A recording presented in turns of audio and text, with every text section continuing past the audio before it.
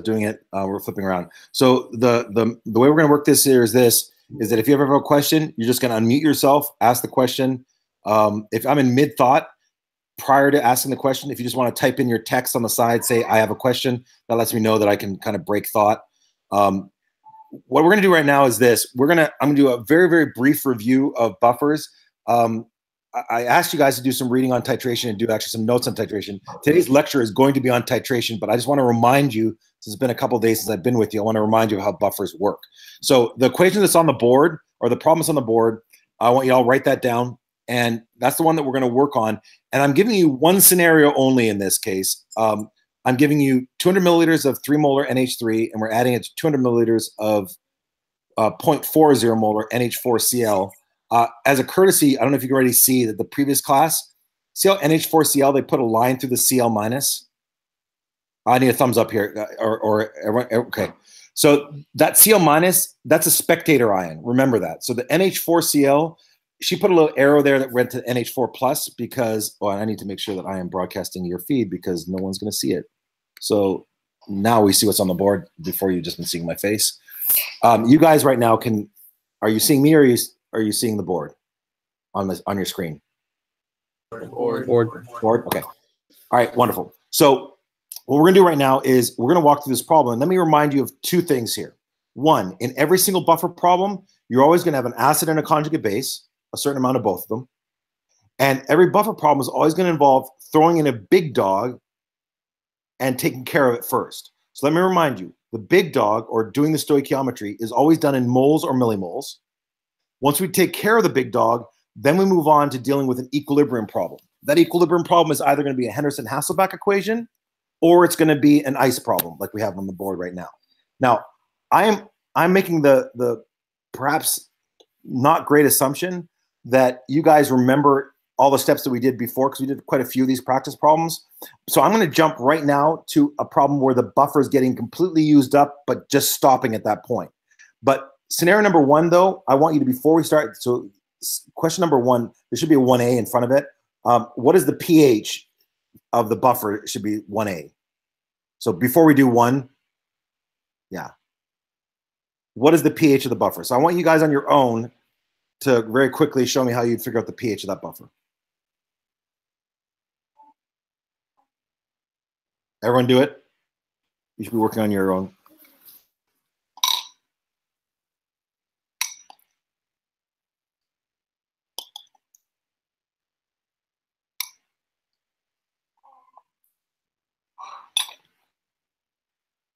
So Kayla, you're going to try it on your own.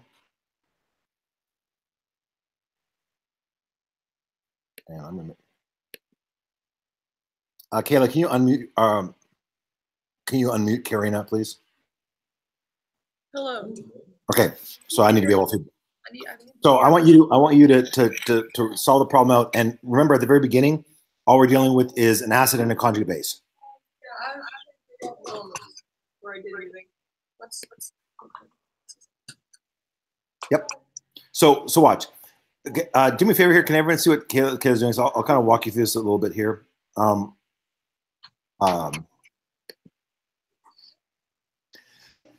The two things that we have here, aren't they NH4 plus and NH3 plus?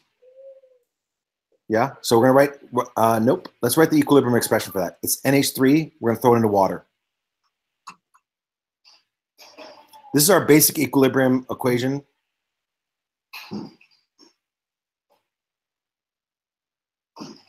Everyone agree? Give me a thumbs up if you understand. Okay. Now, what we're going to do right now is normally they've given us the concentration, haven't they, of the NH3, 0.3 molar, and they've given us the concentration of NH4 plus, which is 0.4 molar. So we could do an ice problem. But let me remind you, anytime you have an acid and a conjugate base, can you put your finger over on the Henderson-Hasselbalch equation to the right? We can use that. Can I get ahead, Bob?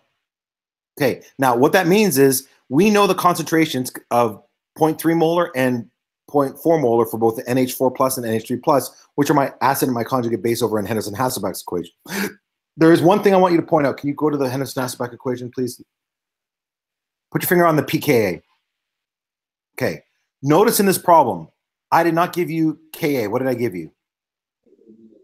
KB, right? So if you look on the far left-hand side, see how the correlation between K and KB is written there? KW is equal to Ka times KB. So we can use, since we have both the acid and the conjugate base in this problem, we don't have to ice this problem. All we have to do is take the initial, or take the amount of both those and plug it into our Henderson-Hasselbalch equation. Perfect.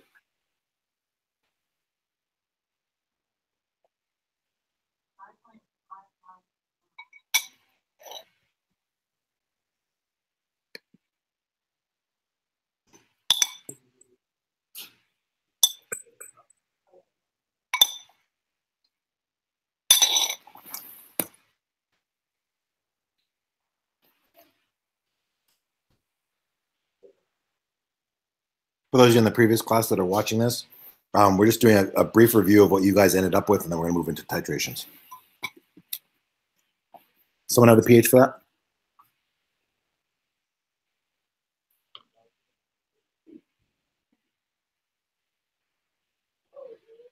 (9.13). So we have a basic buffer. Okay. Now, typically, whenever we have problems, they're going to always ask you, step number one, tell me the pH of the buffer, and that's going to be some variation of the Henderson-Hasselbalch. Can I get a thumbs up if you're with me on that? Okay. Second scenario here. Autumn, you with me? Okay. Second scenario is always going to be, hey, we're adding some of a strong base or a strong acid. In this case, we're going to add a strong base or strong acid to our equation. And that means we're going to have to write a one-way street, which she's doing right now. That's brilliant. Now, I like two things that she did. Can you do me a favor? Can you box the big, with a different color, can you box the big dog equation you just wrote? Okay. The reason I like what she did there is two things. She immediately realized, can you put your finger on nitric acid up above? That HNO3, we don't care about the NO3 minus at all. All we care about is the H plus. So that's why she did the way she did. Yeah? Now, the other thing to be aware of is you realize that all of our big dog equations always are done in moles or millimoles. Always, always. Can I get a head bob on all your cases here? So that means that in order to use this equation, we've got to put millimoles of everything in there. Now, I've given you, and let me remind you, I've given you molarity and volume of everything. Who are you looking at here, Kayla? Okay, can you write on the left-hand side of the margin, just a reminder, can you write capital M is equal to N over V?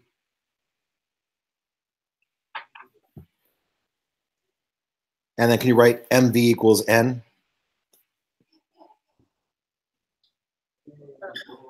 She's writing N, I'm saying N, but moles is, that's fine.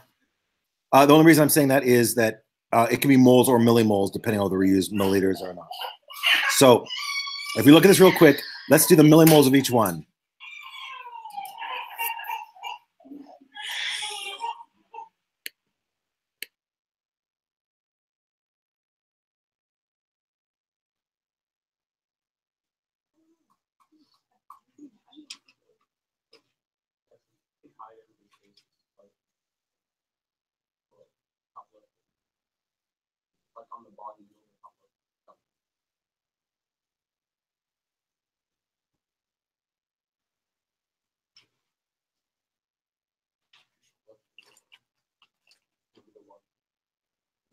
Ask.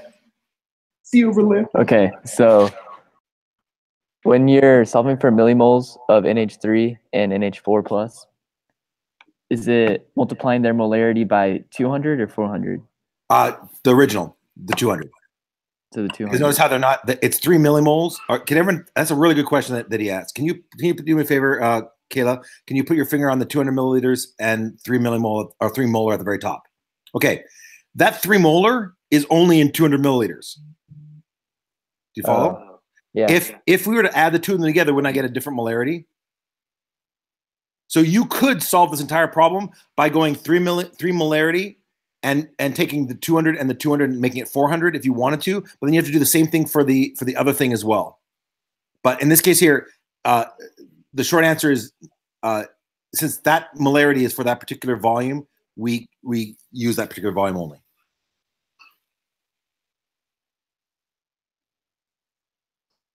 Okay. Are we good right now?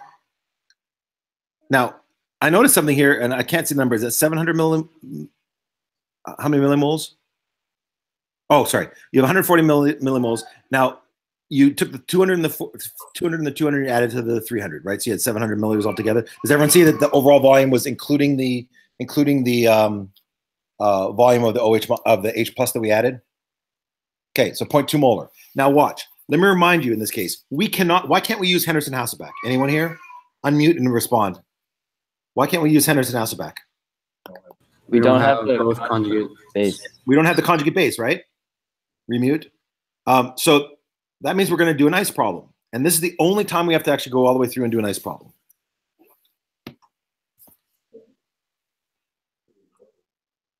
And she is very quickly doing it. Yeah. Wonderful. Real quick, when you're doing this problem, you realize that it's a KB, right? I'm sorry, KA, not KB, sorry. It's a KA.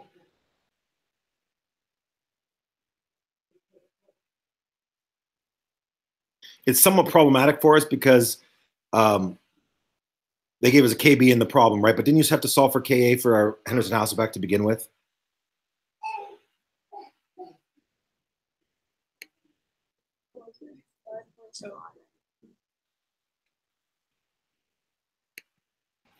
Okay.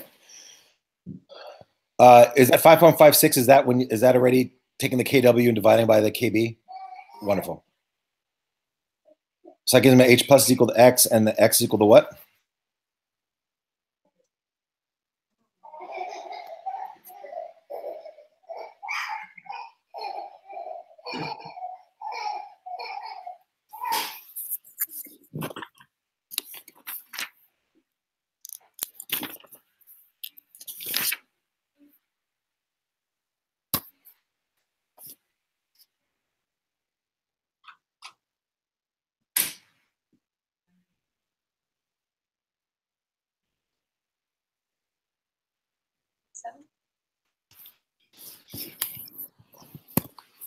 Okay, so thank you, by the way. 4.97. Remember, the significant figures that will have to happen after the decimal place on that. And I'm guessing I only gave you two significant figures for the KB to begin with, right? So in the future, what you're gonna have to note here is that, see how I tried to attempt to give you more significant figures with the 200.0 milliliters, but then I went and blew it by giving you just two significant figures in the problem. Okay, now look at this equation for right now and realize that typically a buffer problem is gonna have other steps that are involved here. Typically, they're going to give us some place before it runs out, and we have to use the Henderson-Hasselbalch again. Can I get a thumbs up if you're with me on that? This scenario right here, this is the hardest scenario when you use exactly the same amount of big dog as you have buffer. What happens if we overrun the buffer? What do we have to do? Someone type answer, then unmute yourself. What do we do if our big dog overruns our buffer? If we have more millimoles than our conjugate? How do we solve? You do the negative log of either OH or H plus. All over the new volume, right? Yeah. So just a reminder here. Let's say instead, and if I'm not mistaken, when you did the big dog, did we have 60 millimoles, right? Can you go down to the big dog equation down below there? Okay. Let's pretend instead that was when I had 300 milliliters of the 0.2, right? Let's say I had 400 milliliters. Let's just try this just briefly. So question number 2 is going to be if I had 400 milliliters of the 2 molar. Okay. Will all you agree that changes that from 60 millimoles to 80 millimoles? Let's go down to our big dog equation. And I want all you guys to notice that the only changes.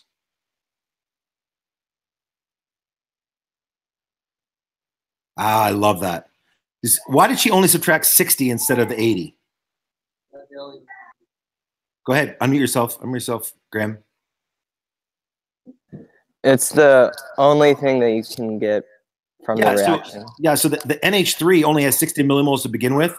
So the only 60 millimoles of the H plus can react with it, which is going to leave us 20 millimoles of the big dog left over. Now, I'm going to point out to you for a second. Kayla, can you point out that there's 140 millimoles of the NH4 plus remaining as well? You just put your finger on that for just a second. Okay. Do you know why we don't care about the 140 millimoles of the NH4 plus? Because it's a weak acid. And the amount of X that it's going to produce is so minimal. If you look at the previous problem, yeah.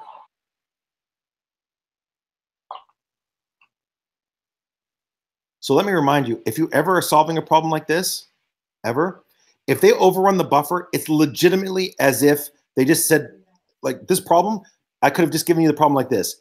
Given 20 millimoles and 800 milliliters, tell me what the pH is. And you could have solved it without having to do any buffer problem at all. All right.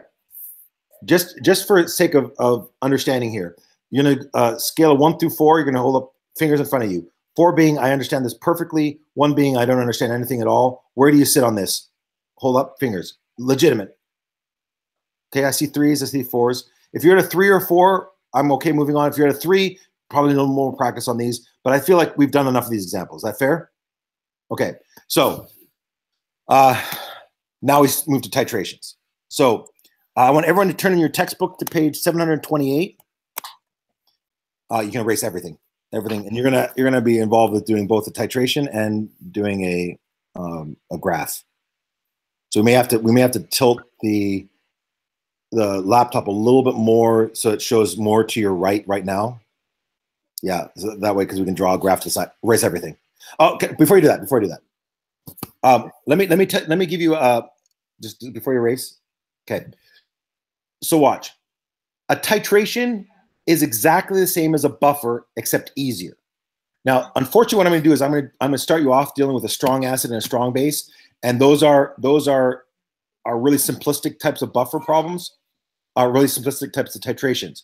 A typical titration is exactly the same as your buffer problem, except we're not going to have both an acid and a conjugate base. We're just going to have either the acid or the base that's reacting. So in your mind, when we're doing all this stuff and you're like, oh no, titrations are new and terrifying.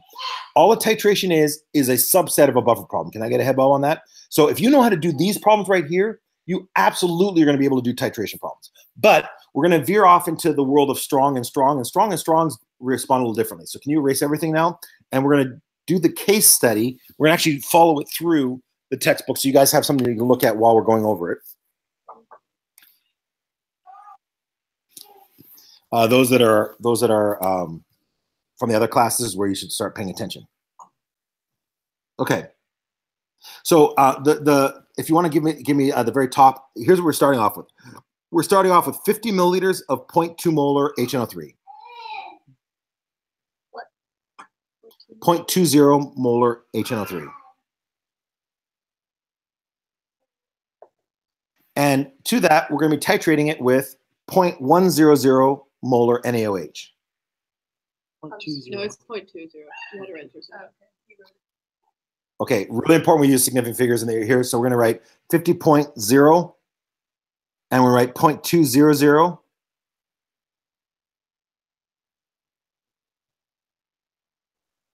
And we're gonna put a little arrow to the right of the HNO3 and say titrating with 0.100 molar NaOH.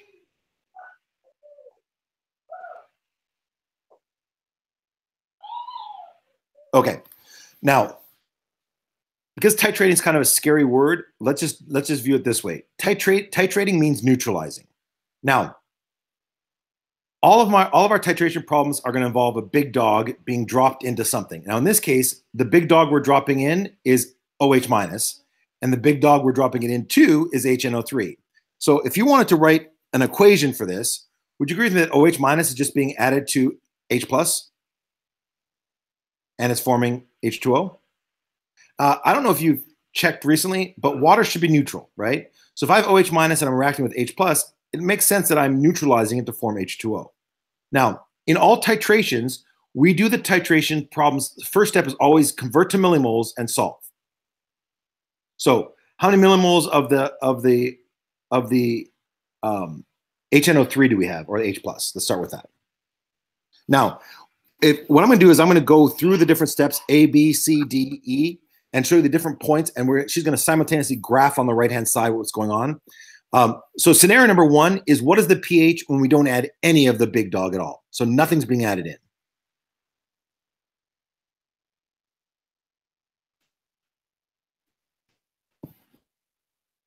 So 0, 0 NaOH. Now, isn't this reminiscent of the very last problem we did? Yeah. So don't we have 500 milliliters of 0.2 molar HNO3? Can we figure out what the pH is of that?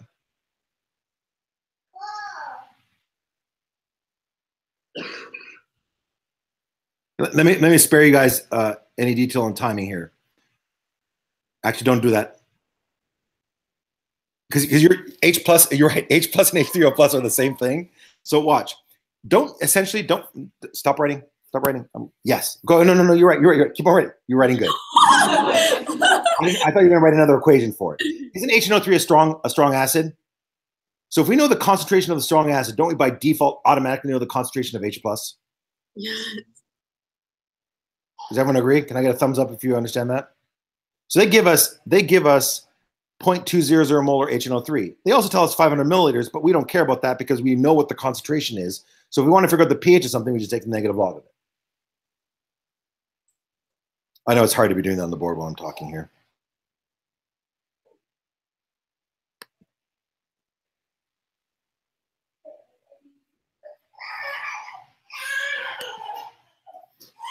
Okay, so what we're gonna do is you're gonna make a little graph on the right-hand side. So kind of where it's where they have all those AP chemistry, pre-AP chemistry stuff on the, so like kind of erase the green portion of that, erase like half of that to the, yeah. So erase all that stuff to the right, yeah. Yep, yes as well, that as well. And we're gonna make a graph because I want you guys all to feel incredibly comfortable doing graphs because we all hate graphs. Inherently, it's in our DNA. We hate graphs, so we're going to become good at doing them.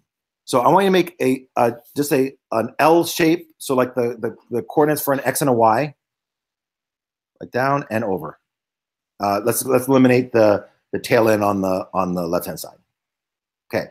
So what we're going to do is we're going to have on the left hand side, that's going to be our pH. The Y axis is going to be our pH, and the X axis is going to be OH minus added.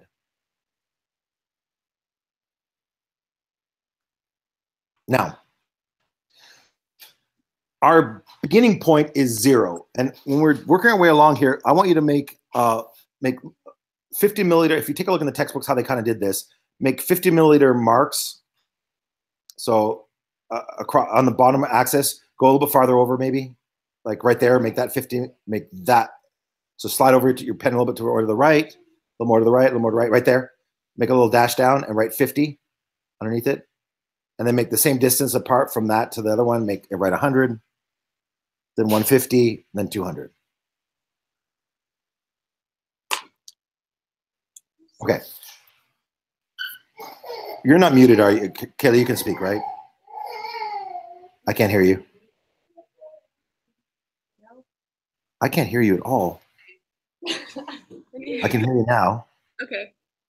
So I don't know if you had the mic up or whatever. All right. So watch. We're going to draw a graph, and let's use a different color pen here. And if we're doing pH up the side, about halfway up the graph, I want you to write 7. Okay. And then if you wanted to increment between 0 and 7, can you try and do 6 increments between there? 1, 2, 3, 4, 5, 6. Perfect. And then on the other side, go up to 14. And then write 14 at the top. Perfect. Okay, so our starting point right now is we're starting with a strong acid that we are titrating. So we need to be able to put on the 0 mark, because we haven't added any NaOH. We're going to mark where we see the pH. So what did you figure the pH was? 0.70? So can you, with a different color pen, make a big dot right on the y-axis at 0.70? Approximately where that is. Perfect.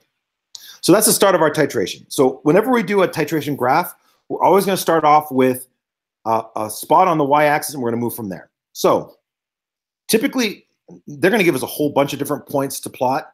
Typically, when we're doing a graph, here's what I want you to know. We're always going to plot the 0 point, half equivalence point, and past equivalence point. Now, that may not mean anything to you right now, but just understand there's going to be usually 5 points to make a graph. But let's move on here, and let's move to part B. So erase the that. And part B is what happens when we add 10 milliliters of 0.1 molar.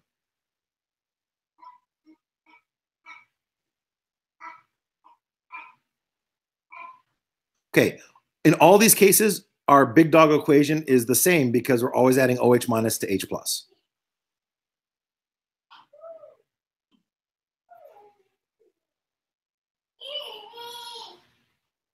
Point one, isn't it 0.1 times 100? Yeah. So that'd be 1, right? So can you write H plus plus OH minus goes to H2O, please, is my big dog equation. Good. Okay, so everyone watch right now. We're just trying to see what happens when we add a certain amount of OH minus to the H plus we originally have. If you look at the original problem, then we have 500 times 0.2. That's 10 millimoles. End result is what? Minus 1 and minus 1 and minus 1. What do we end up with? 0 and 9 millimoles. Now, not to make this too easy for you, but in a big dog versus big dog, I'll come back to that with the 5 major points in just a second, okay? We're going to do it. Actually, I'll tell you right now. Initial, half equivalence point, and then there's going to be 2 places, one in between the initial and the half equivalence, and one past the equivalence point. But we'll do so many of these, and it'll become really clear. Right now, we're going to do a whole bunch of steps. So this step right here, we're doing is somewhere between the initial point and the half equivalence point. So if not to dumb this down in any way, but we have 9 millimoles left of the H plus, right? Can I get a thumbs up if you're all hearing me here? Okay.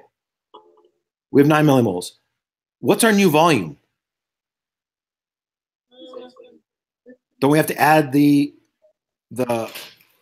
was it 50 or 500 we started with? 50, right? So 0.15 molar, right? So can't we just figure out the pH by taking the negative log of that now?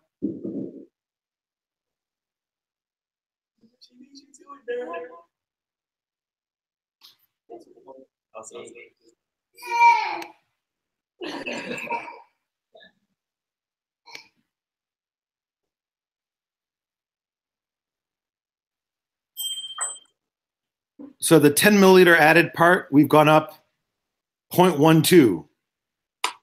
What was the original one? I don't have the math here. Different thought on my graph. It was 0.7. It was 0.7? Okay. So at the 10 milliliter mark, that's good. That's about 1/4 of the way. All right, we're gonna keep on going here. What happens when we're at and they're overkilling here. So let's just make this simpler for ourselves. At the 20 milliliter mark, we all agree that it's gonna be 2 millimoles instead of 1 millimole. Can everyone see the step I'm skipping right now? I don't want to, if you look in your textbook, they do it for you.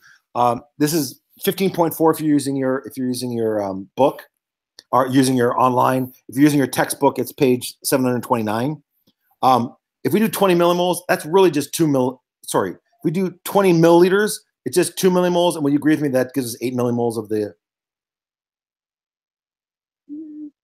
and isn't that going to be the same exact problem? And we're going to jump right to the end. No, I don't need you to do the actual math in this here. Can you write the pH of 0.942?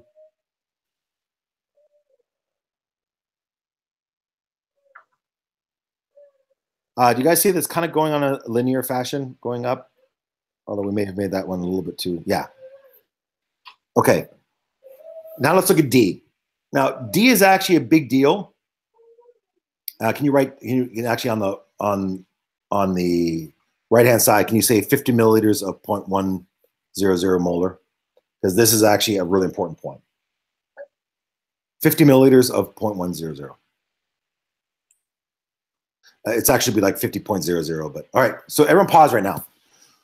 How many millimoles do we have originally of our thing that we're titrating or neutralizing? Don't we have 10 millimoles? Can I get a thumbs up if you all see we have 10 millimoles? Would you agree with me that we use up half of it when we use up 5 millimoles? Agree? The equivalence point is when we use up all of it exactly. Wouldn't that be if we used up 10? So wouldn't you agree with me that the half equivalence point is when we used up half of the amount? I didn't see responses, so are you okay? So in this case right here, we're going to have 5 millimoles. Now, again, half equivalence point doesn't make a whole lot of difference for strong acids and strong bases when we're titrating, but it's going to make a ton of difference when we're dealing with weak acids. So, by the way, the pH in that case is 1.301. Same. So at the 50 milliliter mark, you're going to be at 1.301.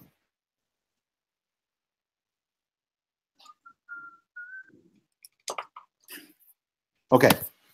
Now, I want to point out something else to you here, and this is really important. Do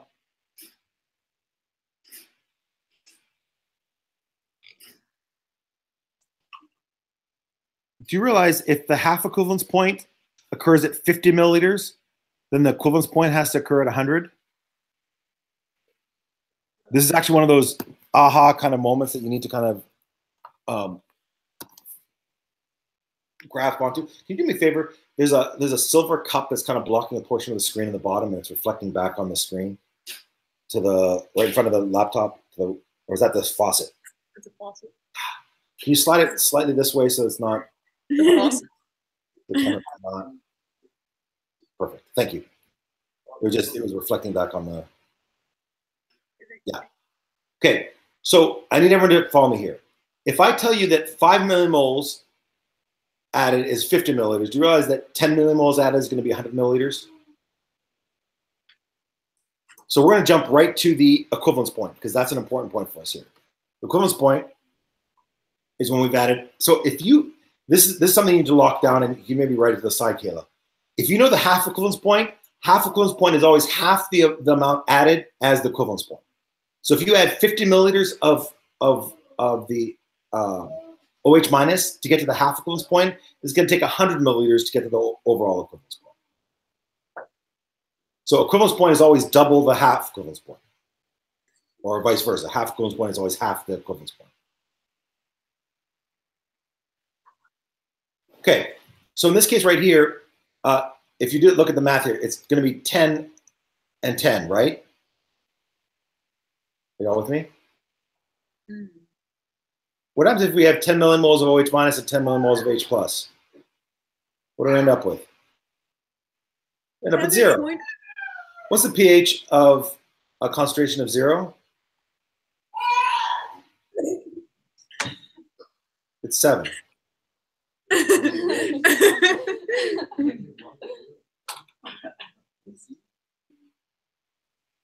Right.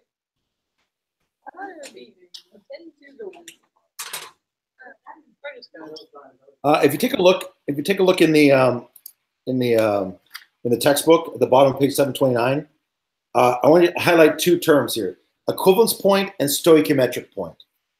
They use the term stoichiometric point and equivalence point simultaneously,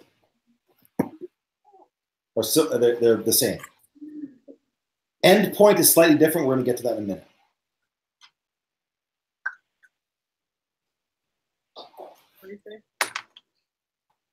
Okay, we're flipping the page to page 730, and I want to do this kind of quickly because this is not that high end difficulty. They're then going to 150 milliliters, and then they're going to 200 milliliters. So they go to 150, and then they go to 200. You realize they're adding 15 millimoles of the H plus, and then they're adding in 20 millimoles of the H plus. Okay, shoot. Go ahead, Zion. The negative log of 0 is undefined in our book. In our calculation. I realized that after I said that. So whenever we have none of either one, we're just going to define it as neutral, because you have the same amount of H plus as OH minus. And so what that really is, Zion, is it should be 1.0 times 10 to the negative 7 H plus and 1.0 times 10 to the negative 7 OH minus, because that's what there typically is in neutral water. And that's what I realized after I said it. I'm glad you caught it. And I was going to go back and say something about it, but I thought, they didn't notice it. But you're right. Negative log of 0 is not 7. And I should have stopped that. Okay, so if you go to the next two here, 200, and then the next place is, and just to not spend too much time with this, when you do 200 milliliters, the pH is found to be 12.60. Very good. Wait, what's the pH? 12.60. So the pH at 200 milliliters is 12.60. You see in all these cases, all we're doing is we're adding, we're taking the negative log of whatever's left over, either the H plus or the OH minus.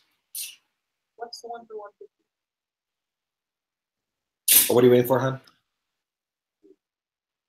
Never mind.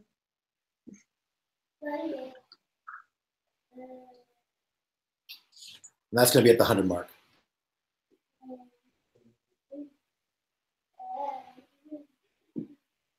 Okay. Now, I want you all to glance at the graph on the bottom of page 730. I'm going to talk to you about how we actually graph these, because it's not a linear, we don't just connect the dots. We actually kind of draw it like an S shape. So what happens in every titration is you start off and you're just going on a regular, hey, we're just slowly going up. And then all of a sudden when you get close to the equivalence point, you shoot up. Actually, take it over farther. It's almost a straight line up. No, see the last dot, look at the 50 milliliter mark down below, 50 milliliter. Okay, look at that mark. Between the 50 and the 100, see how you kind of made it like an angle going up? I want you to extend the straight line on the bottom farther over towards the 100, and then have it go almost completely straight up. Do you have the, can you take a look at the graph? Yeah, perfect. That is your typical strong acid with strong base titration. Now, in case you're wondering why that happens, think about this for a second. All the way up to the 50 milliliter mark, don't we have a lot of base left over, OH minus left over? We have a bunch of H plus we're adding in, but we still have a bunch of OH minus. But as you get closer and closer to the equivalence point, you end up with less and less and less of the H plus that you're titrating, until eventually you have none. If you have none left and all you have is OH minus, every drop of OH minus is going to shoot the pH up. That's why we have that incredible vertical line right there, is because there's no more H plus to titrate. So every drop of OH minus makes the pH go shooting up. Can I get a head bob here? Now, that is a strong acid titrating a strong base, or strong base titrating a strong acid. Now, flip over, and I'm gonna skip ahead, but do me a favor here. I want to make this point, and I'm going to skip ahead to the hard problems. Can I get a thumbs up if you hear this? If this makes sense to you? Do you realize that anytime we have a strong acid and a strong base, anytime, all we're going to do is see which one we have left over and take the negative log of its concentration. Thumbs up if that makes sense to you. So in this case, we started off with a bunch of H pluses and we added OH minuses to it. If we had more H pluses than OH minuses, however many more H pluses we had, we took the negative log, we have the concentration. We end up with the pH. If we ended up with more OH minus than H plus, the opposite is the case. I do see your leg and frame there. Thank you, Kayla. Now, I'm not going to do this right now, but I want to point out to you the example on page 731. Actually, I'm going to do this one, 731. So we're going to do a weak acid being titrated with a strong base. So I'm going to start off at the very beginning again, and this time we're going to start off with 50 milliliters of 0.1 molar acetic acid. Is there any way you can put the screen slightly over to your left? Actually, that's fine. You're fine. So 50 milliliters of 0.1 molar HAC, and its Ka is 1.8 times 10 to the negative 5.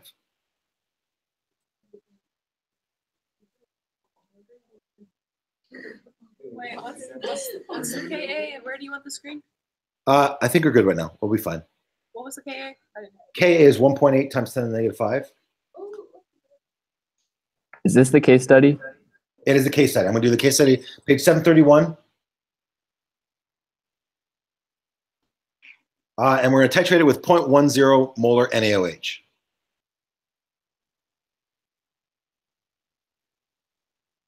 Okay. Now, we're going to do these steps, right? We're going to do 5 points. Point number 1 is before we add any of the big dog. So before we add any of the big dog, what's the only thing we have? Someone unmute. Acetic acid. Yep. All we have is acetic acid, right? Don't we have 50 milliliters of 0.1 molar acetic acid? Now, if all we have is the acid, and that's it, can we use Henderson-Hasselbalch? No. Thank you. We can't use Henderson-Hasselbalch, so we have to do an ice problem. So I want all you guys to set up an ice problem with 0.10 molar of the acetic acid being your starting point. Kayla's already doing it on the board. Okay. Even though you have this in your textbook, there is some value in writing it on your own.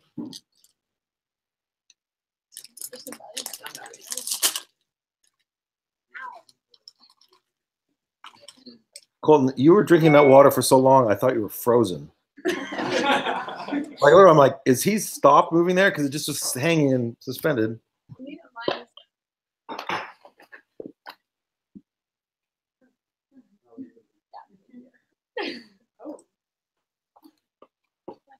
Why you keep looking at it, man? Let him live his life.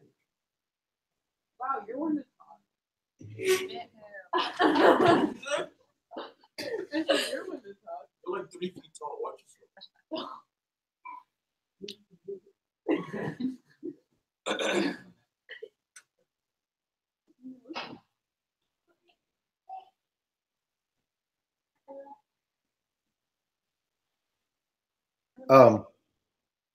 Blah, blah, blah.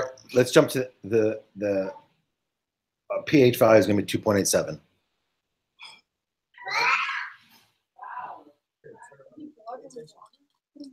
Okay. We're going to also do a graph, but this time we're going to do the graph with the weak acid. Same values here, except in this case, our 0 point is going to be 2.87. I want y'all to notice here, we're dealing with a weak acid. Do you see how the pH is actually higher than when we started with a strong acid? That's typically the case.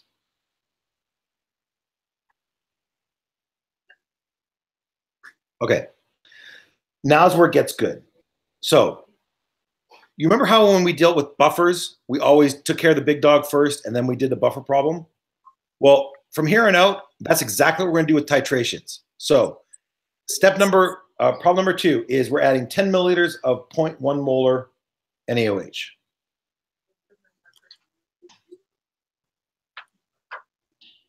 Can you repeat that? 10 milliliters of 0.10 molar NaOH.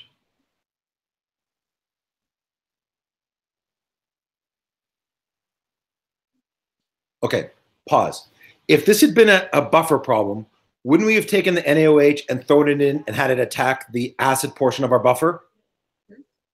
But in this case, we only have an acid portion. So we're going to write the big dog equation like she's writing on the board already, I think. I can't see. Yep. And doesn't the big dog have to be done in millimoles? Yep. So it's going to be 1 millimole there. What about my hack? Going to be 5. My ACK is 0 to start off with, right?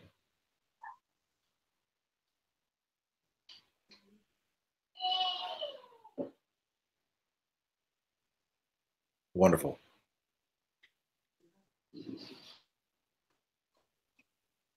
I'm hoping that students can see it on the watching the video can see the math you're doing. Now, pause. Once we took care of the big dog, do you notice that we have both acid and conjugate base now again? What does that mean we can use once we have acid and conjugate base again? That boy Henderson. I couldn't hear. That boy. Unmute whoever said it.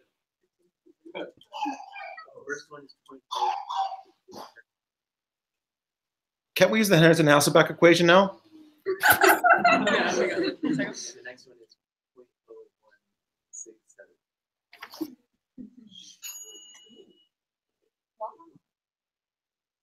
0.0167. Now, if you take a look in the textbook, they actually force the students to do an ICE problem. But if you have both acid and conjugate base, you can just jump right up into the pH equals pKa problem.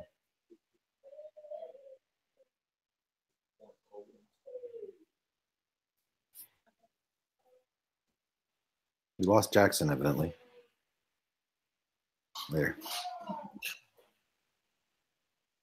Isn't this almost identical to the buffer problems we were doing before? Take care of the big dog, and then do Henderson-Hasselbalch.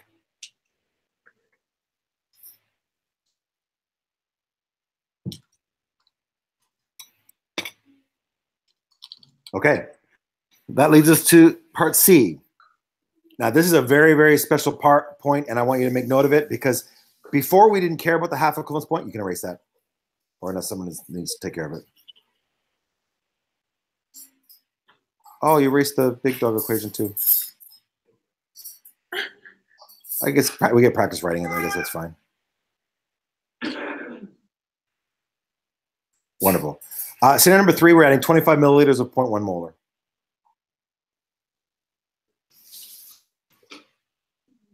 Now, this is a big deal because the OH minus now is going to be 2.5 moles or millimoles, and the HAC is going to be 5 millimoles.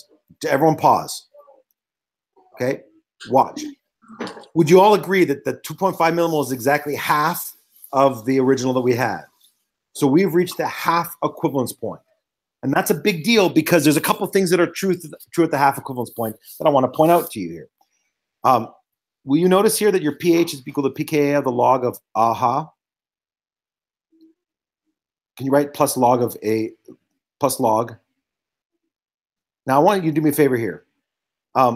Yeah, it's because of log of 1. So at your half equivalence point, pH is always equal to pKa. So somewhere in your note, right? This is like writing in your notes and boxing it somewhere. At the half equivalence point, pH. So do the little at symbol. At the half equivalence point, pH is always equal to pKa. So go at like the little at symbol, and then go half, like 1/2 equivalence point. pH is equal to pKa. Now, why is that a big deal? Because now watch. You automatically know the half equivalence point, what the pH is, as long as you know what the Ka is of your problem. You don't even have to solve anything. In fact, AP graders will accept this as an answer. If you say this, since we're at the half equivalence point, the pH is equal to the pKa, that's as much work as you have to do. You don't even have to solve it out. So in this case here, we're going to be the negative log of the, that goes to 0. Good. I like the fact they made that 0. Log of 1 is 0, so I like make it go to 0.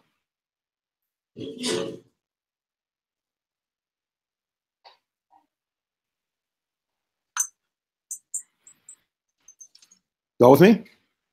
So let's take if you take the negative log of that at the half equivalence point, you're going to end up with a pH of 4.74.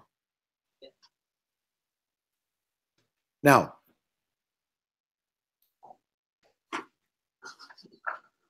that means at the 25 milliliter mark, we're at 4.74.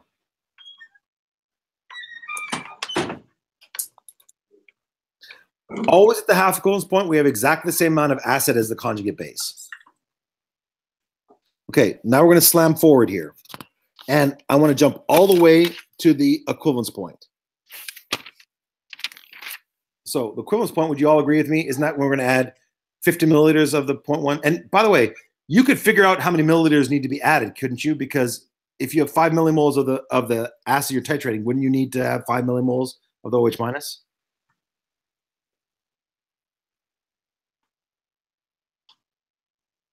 Nice. Yeah. Now, really quickly. She's gone ahead, and I love that she does this automatically. Isn't she dividing by the overall volume? Wouldn't that be 50 plus 50? So 0.05 molar. Now, pause. She's already jumping ahead to doing this. But do you guys see all we have left is the conjugate base? That's it. And if we have only the conjugate base, that's just like a buffer problem. If you only have the conjugate base, we throw it into water and we have to ice it.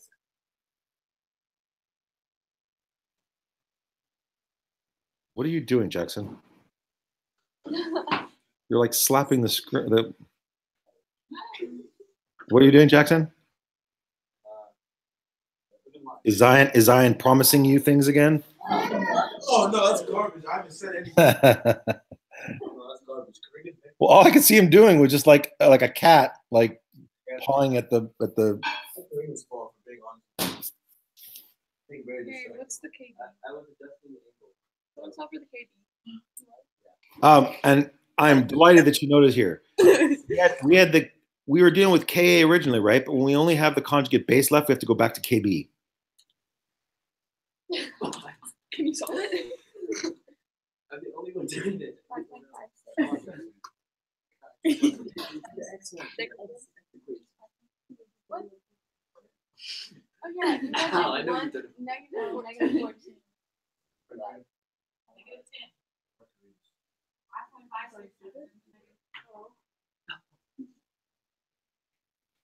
Look at that, man. Okay, I'm assuming we've plugged in numbers here, or we're plugging in numbers now. 5.29. That one's equal to 5.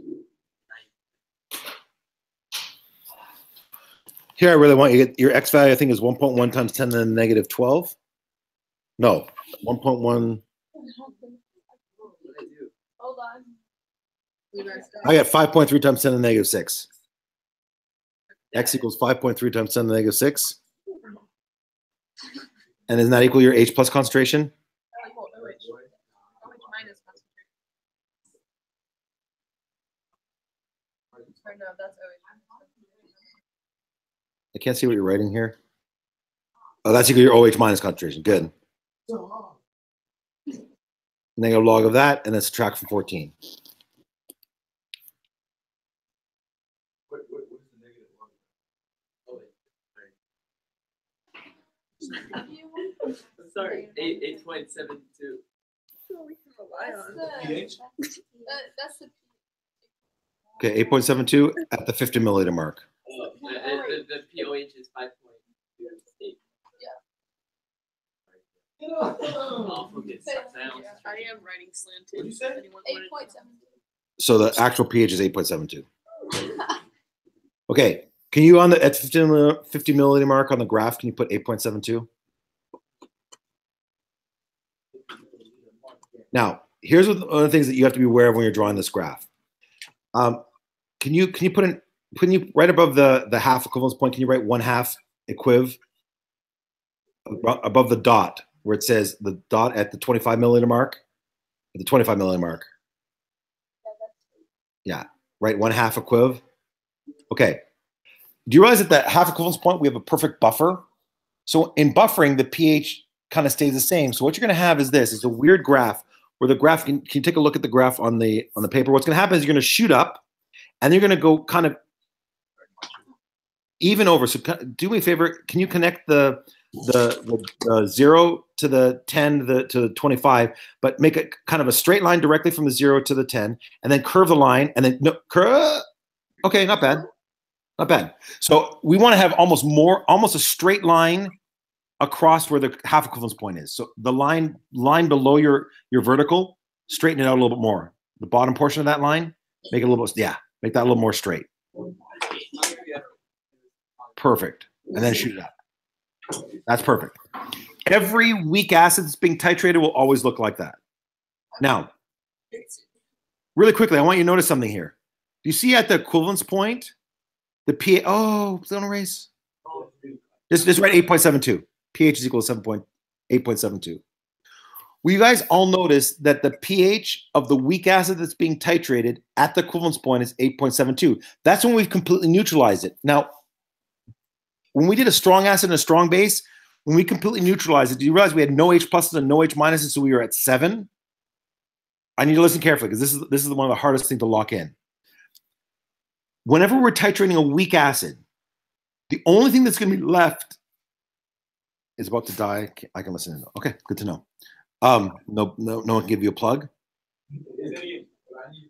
Okay, whenever you're titrating a weak acid, at the equivalence point, all you're going to have is weak base. When you throw a weak base into water, your pH is always going to be higher than 7. Always, always. That's why the pH at the equivalence point is not 7 when you're titrating a weak acid.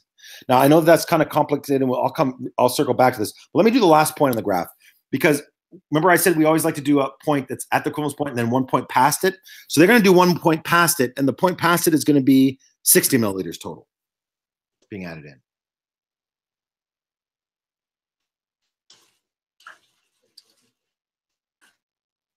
And again, once you get the hang of it here, you realize it's just changing the number of millimoles that's being added in. So now it's 6, 5, and 0, and it's going to subtract 5 from each one. And won't you end up with 1 millimole of the OH minus left over? Now, if you take a look at this here, that 1 millimole isn't exactly when we dealt with the buffer problem at the very beginning of class. When we overrun the buffer, or we overrun the titration, whatever's left of the big dog, we just take the negative log of its concentration, and that figures out our POH or our pH, depending on what we're solving for.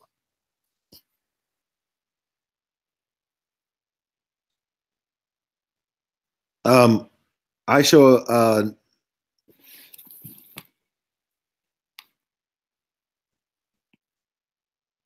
9.1 times 10 to the negative 3 molar of the OH minus. And then 11.96 is our pH. On our overall graph. Thank you. Oh, it's chapel day. Can someone tell me right now what time B4 starts? You can look them on board if you. That should have been at 60. Yeah, perfect. Now, 75. Let's jump really quickly into it. At 75 milliliters, it's going to be 7.5. We're going to be 2.5 milliliters over. What time? 11.94. 220 is when it starts. Thank you.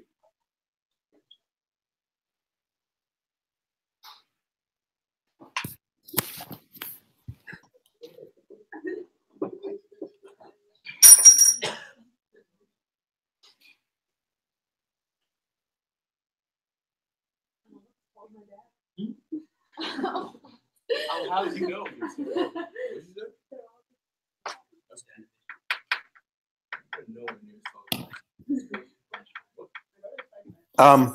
You end up with solving for pH.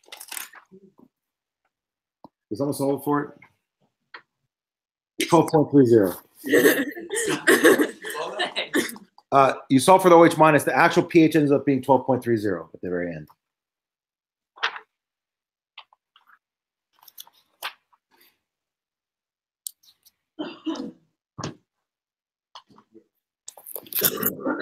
The majority of the food is I just put the box. I put it back. Just getting attacked. It's 1.70. Okay. I guess you don't touch the famous Amos. No.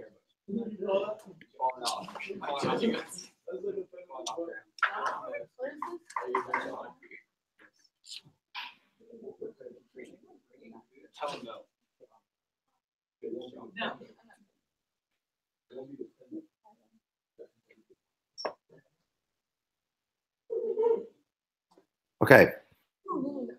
Let's finish off here because we don't have very much time. What's going to happen is once you hit the point at 75, it's going to even up. It's going to go like straight across now. So make almost like a straight line. Once you hit the 75 milliliter point, I want to make a straight line going across. Yeah. Now we're going to revisit these graphs. We just don't have a ton of time. I need you to practice on doing these titrations here. So your homework is going to be 55 through 60 on chapter 15. Chapter 15, 55 through 60.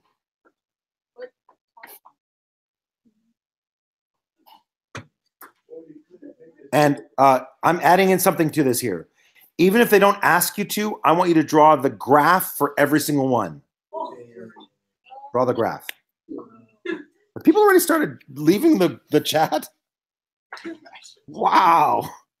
That's a bold move. Okay. So it's really important you do these problems right here. I'll be visiting you guys. How did this work out? Were you guys able to follow overall in this method or no? It's fantastic. Insert groan.